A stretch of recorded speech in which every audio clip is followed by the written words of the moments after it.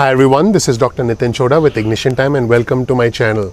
Now in this video I'm going to talk to you about why the US unemployment benefits system is better than the Canadian unemployment benefits system. I've been reading a lot of comments from viewers and subscribers saying Canada provides $2,000 a month to its citizens and to its residents, and the fact is, let me give you some numbers in this video and then you can come to your own conclusion. Number one, one Canadian dollar is 0.77 US dollars. So essentially 2,000 Canadian dollars is 1,531 US dollars. That's point number one.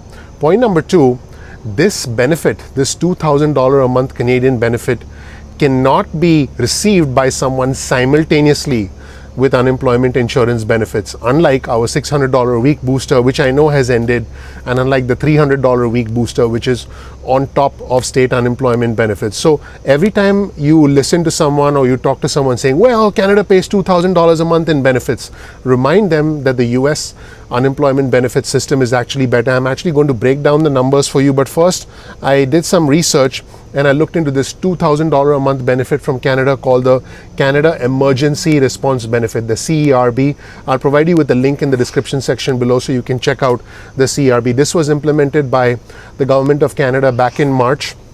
Originally they had implemented it for 4 months, then they extended it to 24 weeks, and now they've extended it to 28 weeks. This is the CERB, the $500 a week, which is a $2,000 a month Canadian dollars benefit, is available to those who stopped working due to the pandemic, which is similar to our unemployment benefit, are eligible for unemployment insurance, which is interesting because that's the same as our benefit in the US, but our boosters, the $600 a week booster and the $300 lost wages assistance program, is on top of our unemployment benefits, whereas in Canada you can't have both. You cannot have both. You can get the $2,000 a month, which by the way is 1,531 US dollars a month, yeah, or you can get unemployment insurance benefits. Now what's interesting is I'll talk to you about the average salary in Canada and the average unemployment benefits in Canada as well, which are actually lower than what we might expect in the US. But again, let's get back to the numbers. The Canada Emergency Response Benefit is available to those who have exhausted their employment insurance benefits. So that is one factor which is different from our system. In other words, when someone has exhausted their employment insurance benefits, then they can as far as Canada is concerned, they can indeed get the CERB, but then the CERB is only payable from December, so anyone who's exhausted their employment insurance benefits between December 29th, 2019 and October 3rd, 2020 can be eligible for the CERB benefit. So again, as far as Canada goes, a person can get either the unemployment insurance benefits or the CERB. A person cannot receive both simultaneously. In fact, when Canadians have to decide whether, hey, do I get the unemployment insurance benefit or do I get a CERB, the Canadian official website says if you have stopped working because of the pandemic, you should apply for the CERB, which means they're getting a flat $2,000 a month, which is 1,531 US dollars a month. Now let me make sure my viewers and subscribers know about the average unemployment benefit in our country in the US. By the way, I've done extensive videos about this, the minimum and maximum unemployment benefits and which states offer more benefits, which states offer less, because this is state dependent, and so you can check out the unemployment benefits crash course for more information. But states in the US provide the funding and the federal government pays the administrative costs. Now the average weekly benefit is right around $333 nationwide. Now this can range from a low of as low as $101 average in Oklahoma to a high of $531 a week in Massachusetts. But let me take the average here. Every situation is different, but since I'm making a video that will be seen by individuals across the US, probably across Canada and across the entire world, I'm going to consider the average. Since the average weekly unemployment insurance benefit is $333. By the way, the reason the $600 was added to the $333 is that brought it to $1,000, which by the way, when you consider the $600 weekly booster, that takes the average weekly payment all the way to $1,000 a week, which brings it to $4,000 a month. In Canada, you can get either unemployment insurance benefits or you can get the CERB. The CERB was $2,000 a month Canadian, which is $1,531 a month.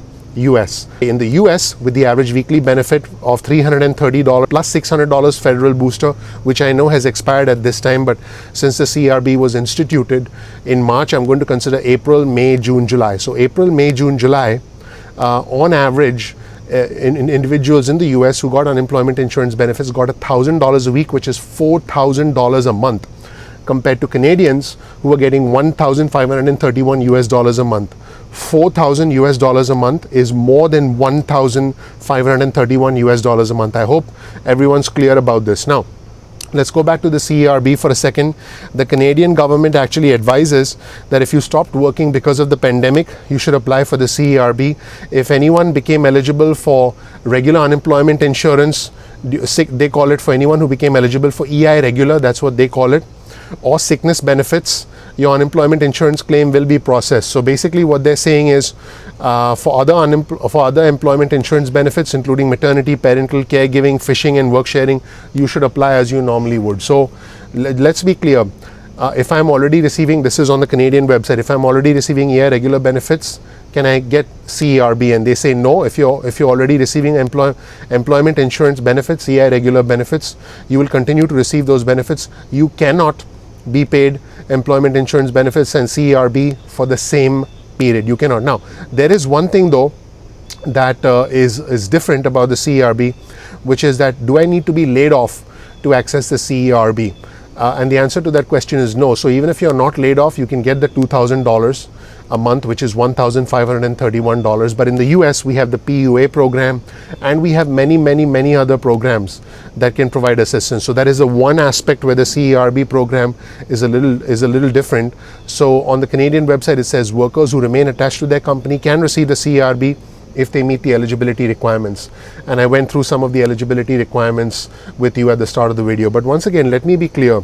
In the US, from April, I'm just going to use April as a benchmark because this pandemic hit all of us in March. From April all the way through July in the US, individuals received more than 2.5 times what Canadians were receiving through the CERB. So an individual in the US got on average $4,000 a month, which is $300 average unemployment benefits. I'm going to say average in case 1% of my viewers, subscribers freak out and say I didn't get the $300. It's not that. I'm talking about averages. You probably got, some of you maybe got more than $1,000 a week, more than $4,000 a month from April through July. So from April through July, Americans on unemployment insurance benefits received an average of $330 a week plus $600 a week, which equates to right around $1,000 a week, which is $4,000 a month.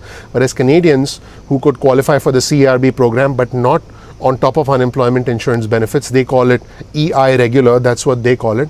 These individuals got 1,531. You have 4,000 here, you have 1,531 here. So this 4,000 is more than 2.5 times. So anytime you hear someone saying, well, you know, Canadians got $2,000 a month, remind them that, well, that's, first of all, you convert Canadian dollars to US dollars. That's number one. Number two, the US benefit, the $600 a week booster, was on top of unemployment insurance benefits. So these are the numbers, okay? So I think that everyone in the US who is essentially comparing to Canada, if you want to compare, be my guest, compare, but comparing to Canada is not comparing apples to apples. It's a wrong comparison. It doesn't make any sense. It doesn't make any factual sense. I'm not going to get into a discussion about why fundamentally our problems in America are different from problems in Canada. I mean, we can't even compare America with Canada as a country. I mean, comparing the two countries isn't even an apples to apples comparison because America has well over 300 million people. Canada has a fraction of the population that America has and much smaller problems. In America, we have bigger problems. We have different states that sort of function as their own entities. It's a whole different comparison. So any of my viewers and subscribers who complain that people in Canada got $2,000 a month, the numbers just don't support your argument. And now for those who want to complain that, hey, Germany has better benefits, yada, yada, yada, remember that we in the United States live in a country with a lot of advantages, a lot of privileges, and no country is perfect. Always, the progress is always, the objective should always be progress, not perfection. There is no such thing called perfection. Again, I hope you learned something new in this video. The US unemployment benefit system is superior and better than the unemployment benefit system in Canada. By the way, the Canadian system, the CERB, lasts for a maximum of 28 weeks. In the United States, unemployment insurance benefits are available on average across the country for 26 weeks. They were extended by 13 weeks because a majority of states are extending. So right away from 26, we go 26 plus 13 is, that brings us to 39 weeks of benefits. Then you have the PUA program for self-employed workers and for gig workers. In the US, we had 26 weeks plus 13 weeks. Then on top of that, we have the PUA program for self-employed individuals. We had the federal boost of $600 a week, which expired. Now we have $300 a week. We may even have an extended benefit. So please look at the numbers, stop comparing. Let's just look at the numbers and be objective here. I hope you learned something new. My goal with this channel is to look at the numbers, to educate you, to be factual, to be objective. If you want to present another point of view, present it with numbers. That's it. And I'd be happy to look at that and and engage in a discussion in the community. But anytime someone compares and says, hey, it compares the US unemployment benefit system with Canada, the numbers don't support their argument. They're just talking from an emotional place. It's easy.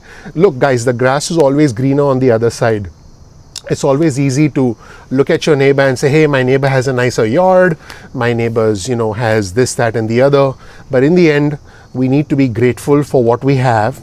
We need to look within, we need to re-engineer our skills, start a new business and get to the next level. These are tough lessons. This is tough love for my audience. I have a lot of respect for my audience, which is why I'm telling you the truth, because I know you can handle the truth. For those who can't handle the truth, that's fine. It's okay. I'm sorry I won't be able to help you.